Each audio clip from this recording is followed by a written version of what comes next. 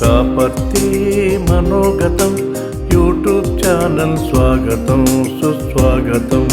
స్వాపర్తి మనోగతం YouTube channel స్వాగతం సుస్వాగతం.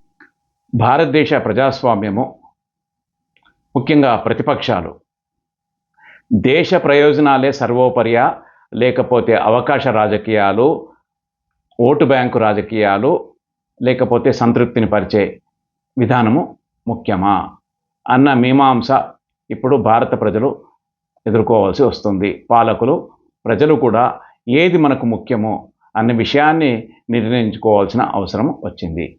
ఇదంతా ఏంటి స్ట్రైట్గా చెప్పొచ్చు కదా అని మీరు నన్ను అడగవచ్చును. దేశంలో ఉన్న ప్రధాన ప్రతిపక్షము ఒక 10 ఏళ్ల క్రితం వరకు అధికారం వాళ్ళదే, ఒక 10 ఏళ్ళు మినహాయిస్తే. వాళ్ళు ఇప్పుడు పెద్ద పెద్ద వ్యాసాలు రాసి భారతదేశంలో అశాంతిని ప్రేరేపించాలి, రెచ్చగొట్టాలి అని చెప్పి ప్రయత్నాలు చేస్తూ ఉన్నాయి. ఏంటంటే గాజా విషయంలో భారతదేశము స్పందించడం లేదు, గాజాలో జరిగే మారణకాండను మోదీ గారు పట్టించుకోవడం లేదు, పైగా ఇజ్రాయెల్ యొక్క ప్రభావానికి లోనవుతోంది. ఇది చాలా అన్యాయము, గాజా ప్రజల యొక్క సంక్షేమాని కోసం అని చెప్పేసి మనము పోరాటం చెయ్యాలి అని చెప్పేసి భారత ప్రభుత్వాన్ని విమర్శిస్తూ ఉన్నారు. ఇదే పాలకులు ఎన్నడైనా బంగ్లాదేశ్లో ఉన్న హిందువులపైన జరిగేటటువంటి దాడులపైన మాట్లాడారా ఎప్పుడైనా? దేశ విభజన సమయంలో బంగ్లాదేశ్లో సుమారుగా 30% ఉన్న హిందువుల పరిస్థితి ఇప్పుడు 6కో 7కో దిగింది. వాళ్ళందరినీ బలవంతంగా మతం మార్పిడి చేపించి భయాన్నో నయాన్నో ఆడపిల్లల్ని ఎత్తుకుపోయి వాళ్లకు బుర్కా వేసి వాళ్ళతో కల్మా చదివిపించి మతం మార్చారు. ఇది పాకిస్తాన్లో కూడా జరిగింది. దేశ విభజన సమయంలో సుమారుగా 24% ఉన్న హిందువుల పరిస్థితి ఇప్పుడు అక్కడ <1%. అట్లాగే దేశ విభజన సమయంలో 2% ఫార్సీలు ఉండేవారు. ఇప్పుడు ఒక్కరు కూడా ఫార్సీలో లేరండి. అంటే ఫార్సీ మతస్థులు పాకిస్తాన్లో లేరు. ఇది మనము గమనించాలి. పాలకులకు తెలియదంటే చాలా బాగా తెలుసు, కానీ అధికారమే పరమావధి.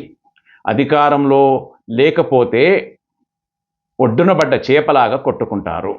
ఇదంతా ఎందుకు అంటే గాజాలో ఇజ్రాయెల్ చేసే మారణకాండను ఖండించాలి, ఇజ్రాయెల్లో జరిగే గాజా పైన దాడిని తప్పనిసరిగా ఖండించాలి.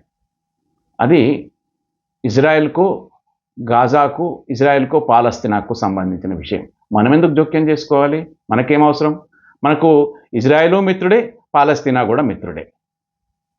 పాలస్తీనా ప్రాంతము, పాలస్తీనా అథారిటీ అన్న ఒక ప్రాంతం ఉంటుంది ఇజ్రాయెల్కి జోర్డాన్కి మధ్య, ఇజ్రాయెల్కి తూర్పున ఉన్న ప్రాంతము, దాన్ని పాలస్తీనా అథారిటీ అంటారు. దాంతో మనం సత్సంబంధాలు పెట్టుకున్నాము. దానికి పాలకుడు మెహమూద్ అబ్బాస్, అతనితో ఏ గొడవ లేదు మనకు. ఇజ్రాయెల్కు కూడా. ఇజ్రాయెల్ యొక్క దక్షిణ భాగంలో ఉన్న గాజా ప్రాంతంలో హమాస్ అధికారంలో ఉంది. హమాస్ చేసే అకృత్యాలు అన్నీ ఇన్ని కాదు. 2022 అక్టోబర్ 7వ తారీఖున ఇజ్రాయెల్ పైన ప్రవేశించినటువంటి గాజా హమాజ్ ఉగ్రవాదులు సుమారుగా ఒక్కటే రోజు 1200 మందిని పొట్టన పెట్టుకున్నారు. వాళ్ళు చేయని పాప పని లేదు. ఆడవాళ్లను నగ్నంగా ఊరేగించారు, వక్షోజాలు కోసేశారు, లారీల్లో తిప్పారు. ఇదంతా చాలా భయంకరంగా చేశారు. అప్పుడు ప్రపంచమంతా చూసి ఖండించింది, కానీ మెల్లగా మర్చిపోతూ ఉంది. అయితే దాన్ని రిటాలియేట్ చేస్తుంది ఇజ్రాయెల్. ఇజ్రాయెల్ దెబ్బకు దెబ్బ కాదు, నువ్వు ఒక దెబ్బ కొడితే నేను 4 దెబ్బలు కొడతా అంటుంది. ఇప్పుడు ఏం చేస్తుందంటే ఇజ్రాయెల్ 2022 అక్టోబర్ 7వ తారీఖున గాజా నుంచి ఇజ్రాయెల్ యొక్క దక్షిణ భాగంలో ప్రవేశించి ప్రజలను చంపిన వారి యొక్క ఫోటోలు, చిత్రాలన్నీ సేకరించి వాళ్ళని వెతికి వేటాడి చంపుతుంది. ఇది ప్రపంచానికి నచ్చడం లేదు. ప్రపంచానికంటే కొన్ని దేశాలకు, ముఖ్యంగా మన భారతదేశంలో ఉన్న ప్రతిపక్షాలకు. ఇదే గాజాలో ఉన్న హమాజ్ కాశ్మీర్ ఉగ్రవాదులకు, ఆక్రమిత కాశ్మీర్లోని ఉగ్రవాదులకు సంఘీభావం వ్యక్తం చేయడమే కాకుండా, కాశ్మీర్ ఉగ్రవాదులతో సంఘీభావం వ్యక్తం చేయడమే కాకుండా మేము కలిసి పోరాటం చేస్తాము కాశ్మీర్ విముక్తికి అని చెప్పేసి వాళ్ళు ఆక్రమిత కాశ్మీర్లో ప్రకటనలు గుప్పిస్తూ ఉన్నారు.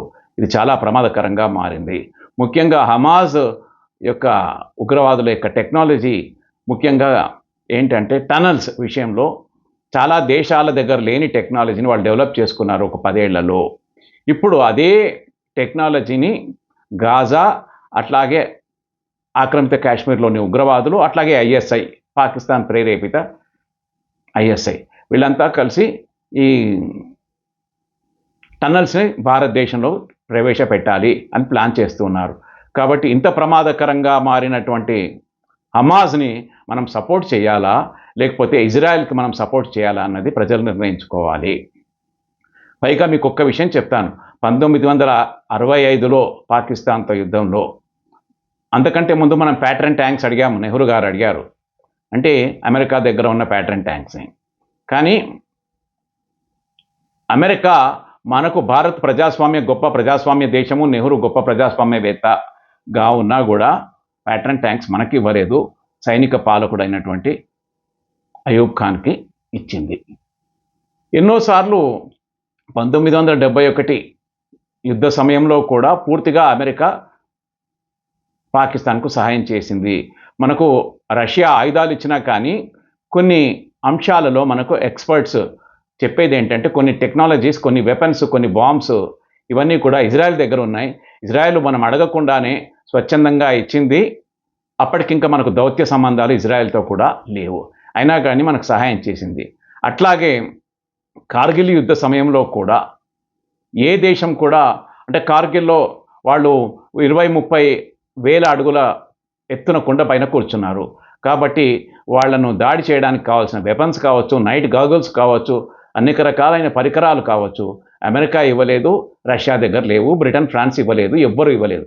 అలాంటి సమయంలో మనకు ఇజ్రాయెల్ ఇచ్చింది.